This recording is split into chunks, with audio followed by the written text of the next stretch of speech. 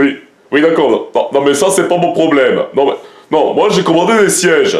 Non mais ça c'est pas grave. Et le carrelage, il arrive quand? Un tapis, non mais vous n'y pensez pas. Attendez 2 minutes, excusez-moi, j'ai un double appel. Allô? C'est moi.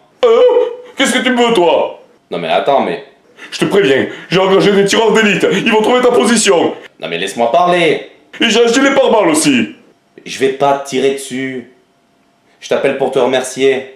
Hein? Oui, pour avoir sorti le film et les Mistral gagnants. D'accord, mais pourquoi t'as un couteau alors? Pardon, un réflexe. Ah. Tu me fais pas de blague, hein? Tu veux voir ma vidéo pour te rassurer?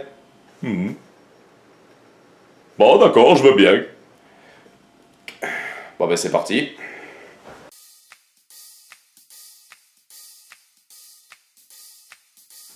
Salut pauvre être humain, et bienvenue à ce nouveau numéro de Florian versus CGR.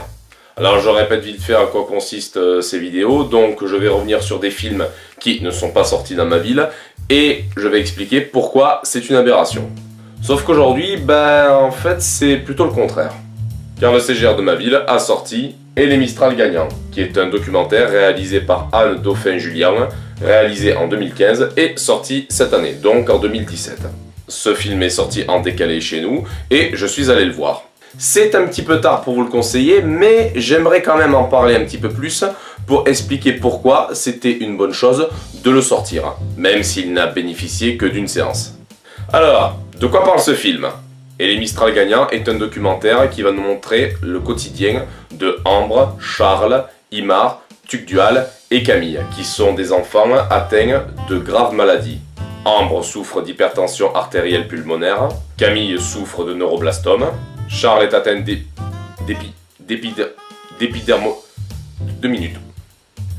C'est pour ça que j'ai pas fait médecine.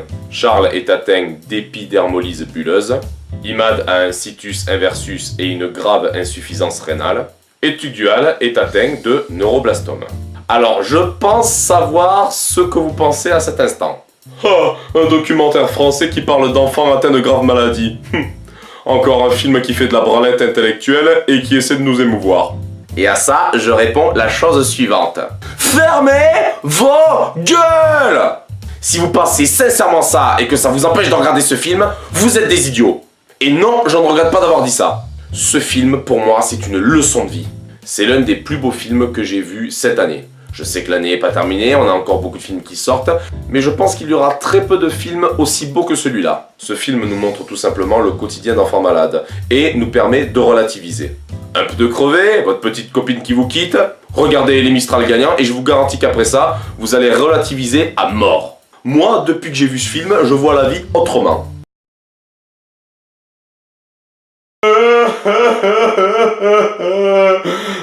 Y a plus de chocolat Lindt. Ma vie est fichue.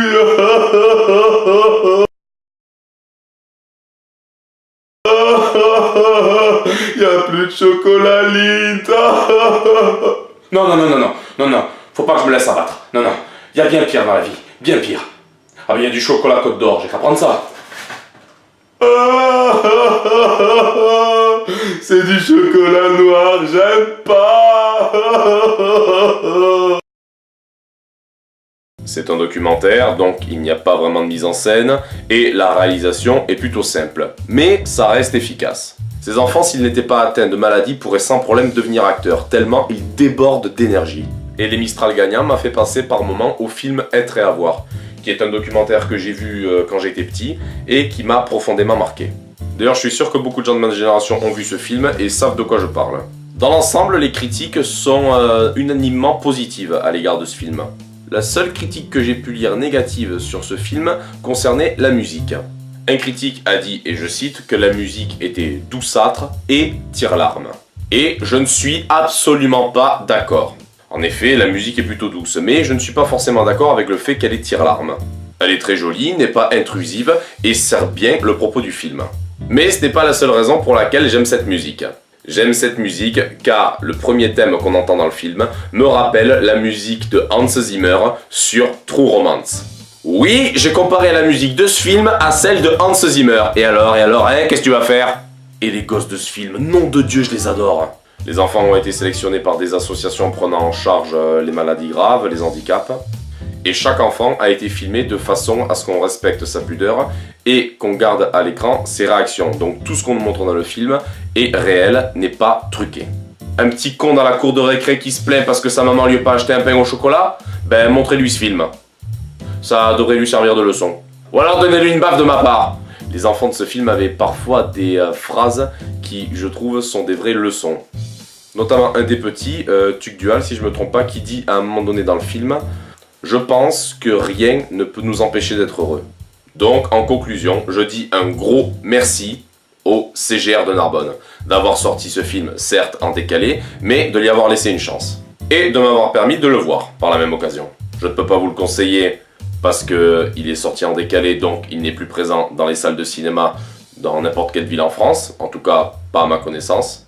Mais je vous en conjure, intéressez-vous-y et essayez de le regarder quand il sortira en streaming ou en DVD. Moi, en ce qui me concerne, dès qu'il sort, je l'achète. J'espère que ce nouvel épisode de Florian versus CGR vous aura plu. N'hésitez pas à vous abonner à la chaîne pour ne pas rater mes vidéos. Et encore une fois, merci au CGR. Allez, à bientôt!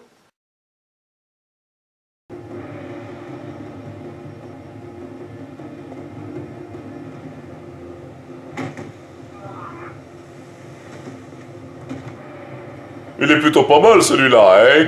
Tu rigoles ou quoi? C'est le plus mauvais de la saga. Oh, t'exagères à peine. Pourquoi t'as voulu qu'on le regarde au fait?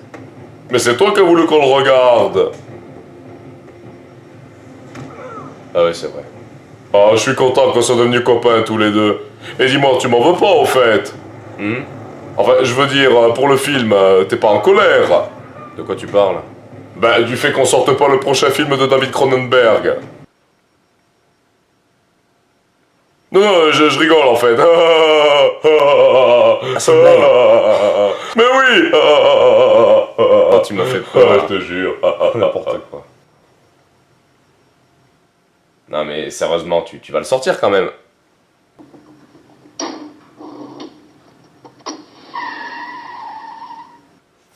Bon, ben rendez-vous au prochain épisode.